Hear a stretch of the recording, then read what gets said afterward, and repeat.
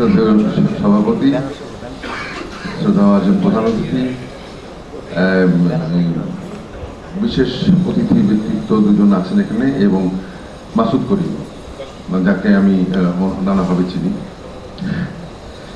ওর যে চলচ্চিত্র ডকুমেন্টারি ফিল্মটি বানিয়েছে কৃষ্ণকলি শিরোনামে, সৌমিত্র চট্টোপাধ্যায় দেখেছেন সবাই, এবং নিশ্চয়ই ভালো লেগেছে। এই কথাগুলো শুনতে ভালো লাগছে না সবারই, ভালো লাগার কথা না, তবু যখন সুযোগ পেয়েছি দুটো কথা বলি। আমরা যারা 60-এর দশকের শেষের দিকে সেই নানাভাবে সংস্কৃতি কর্মী হলাম, কেউ লিটল ব্যাগ, আমরা এর পাশাপাশি যখন বঙ্গবন্ধু নেতৃত্বে বাঙালি জাতীয়তাবাদের আন্দোলন করছি, তখন নিজেকে আমরা গড়ে তুলেছিলাম কিছু আইডলকে সামনে রেখে, কিছু ব্যক্তিত্বকে সামনে রেখে। উত্তম কুমার আমাদের কাছে অত্যন্ত উঁচু মাপের একজন নায়ক ছিলেন, জনপ্রিয় নায়ক, আপনারা জানেন। উত্তম বলয়ের বাইরে এসে আর একজন বা আরো কেউ দাঁড়াবে, সৌমিত্র, বিশ্বজিৎ, বসন্ত চৌধুরী, এটা ভাবাই যেত না।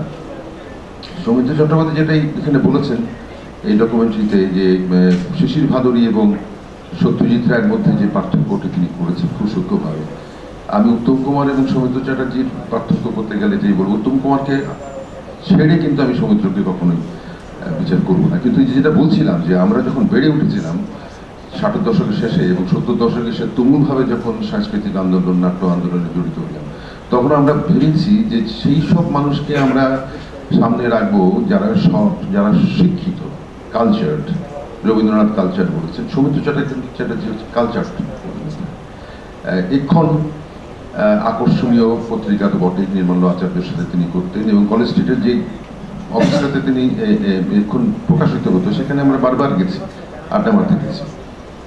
তো স্বাধীনতার পরে কলকাতায় যাওয়ার পরে নানাভাবেই অনেকেরকে দেখবার চেষ্টা করতাম, শম্ভু থেকে শুরু করে অজিতেশ ব্যানার্জি থেকে শুরু করে, পাশাপাশি কিন্তু সৌমিত্রকে দেখবার জন্য চেষ্টা করেছি। উত্তম কুমারকে দেখবার চেষ্টা করিনি, কিন্তু উত্তম কুমারকে আমার সবসময় সেলুলয়েডই মনে হয়েছে, তাকে ওখানেই রাখি, তিনি ওখানেই থাকুক। তিনি অত্যন্ত উচ্চমানের অভিনেতা ছিলেন, নো ডাউট, ওয়েস্টার্ন ছিলেন অনেক।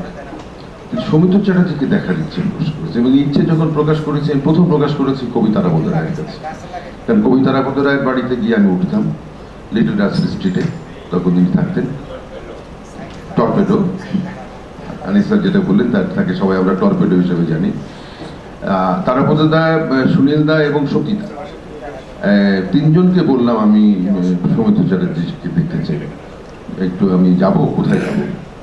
তো বিস্মিত হলাম যে যখন দেখলাম যে তারা টর্পেডো, তারাপদ রায় তার বাড়িতেই সৌমিত্রকে ফোন করে নিয়ে এলেন, এবং আমরা একটা সন্ধ্যাবেলা তার সাথে আমার পরিচয় হলো, সৌভাগ্য হলে পরিচিত হলাম। এবং তখনই দেখলাম কতখানি কালচার্ড মানুষ। এবং আমরা যারা, আবারও বলি কথাটি, আমরা যারা এখানে কিছু করবার চেষ্টা করেছি, রাজনীতির সঙ্গে সম্পৃক্ত থেকে রাজনীতির বাইরে এসে, তারা কিন্তু আমি ব্যক্তিগতভাবে আমার কথা বলতে পারি যে আমরা মনে করেছি এই দেশে একজন আমাকে সৌমিত্র চ্যাটার্জির মতন হতে হবে, আমাকে অভিনয় করতে হবে, আমাকে সমাজ সচেতন হতে হবে, আমাকে সাহিত্য জানতে হবে, আমাকে সঙ্গীত জানতে হবে, ইতিহাস, ঐতিহ্য। এবং আমরা সেই চেষ্টাই করেছি, কখনো কবিতা লেখার চেষ্টা করেছি, কখনো লিটল ম্যাগ করবার চেষ্টা করেছি, চলচ্চিত্র কর্মী হয়েছি, ফিল্ম সোসাইটি মুভমেন্ট করেছি, এবং থিয়েটার করেছি, টেলিভিশন, সবখানে কিন্তু এই তাকে সামনে রেখে, কিন্তু যাদেরকে সামনে রেখে করেছি তার মধ্যে সৌমিত্র চ্যাটার্জি। আমি কথা বাড়াচ্ছি না। শামসুজ্জামান খোকন ভাই আমাদের প্রিয় লোক, খুব সত্যি কথা বলেছেন, তিনি যথার্থই বাঙালি ছিলেন। বোম্বের নিমন্ত্রণে তিনি যাননি, সেটা অন্য জিনিস, কিন্তু তিনি বাঙালি ছিলেন। এবং রবীন্দ্রনাথ জীবনানন্দ থেকে শুরু করে, কল্লোল যুগের আপনি নরেশ মিত্র থেকে শুরু করে, সুধীন দত্ত থেকে শুরু করে, সবাইকে তিনি এত ভালো জানতেন। মানে একজন, আমরা সাধারণত যারা জানি চলচ্চিত্র যারা অভিনয় করে, মানে বলতে খারাপ লাগে যে তাদেরকে আমি অনেকের মুখ থেকেই বোধহয় নরেশ মিত্রের নাম শুনবো না, সুধীন দত্তের নাম শুনবো না, কিন্তু সৌমিত্র চট্টোপাধ্যায় এদেরকে নিয়ে অনর্গল বলতে পারতেন, এবং তাদের কবিতা মুখস্থ করতে পারতেন, এবং ব্যাখ্যা করতে পারতেন কবিতাগুলো। এখন তিনি যদি চলচ্চিত্র অভিনেতা নাও করতেন, তার কিন্তু একটা আলাদা জায়গা ছিল, সেইখানেও কিন্তু দাঁড়িয়ে যেতেন। এখন পত্রিকার সম্পাদক হিসেবেই হোক, কবি হিসেবেই হোক, অথবা একজন কি বলবো সৎ সুস্থ সংস্কৃতি কর্মী হোক। আমি মাসুদ করিমকে ধন্যবাদ দিই, ভালো কাজ করেছেন একটা। আপনি কেন করেছেন আমি জানি না এখানে গিয়ে। পাশাপাশি এও বলি, নাসিরের কথারই প্রতিধ্বনি হবে সেটা, যে আসলে আমাদের এখানে পায়ে হাত দিয়ে প্রণাম করার নমস্কার করার লোকের সংখ্যা কম, এটা ঠিক, কিন্তু কিছু তো কয়েকজন তো আছে, কয়েকজন চলেও গেছেন।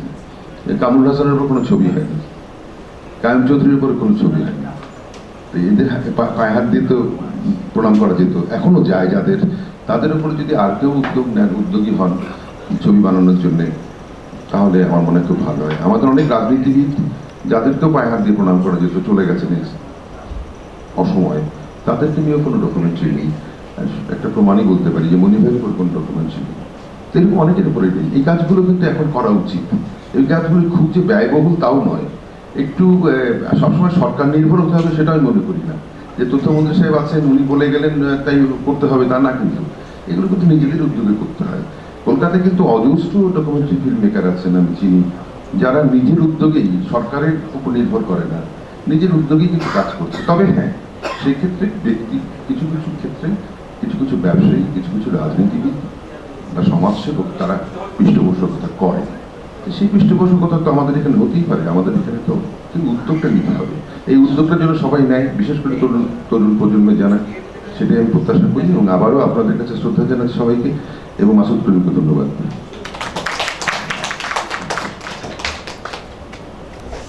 আজকের অনুষ্ঠানের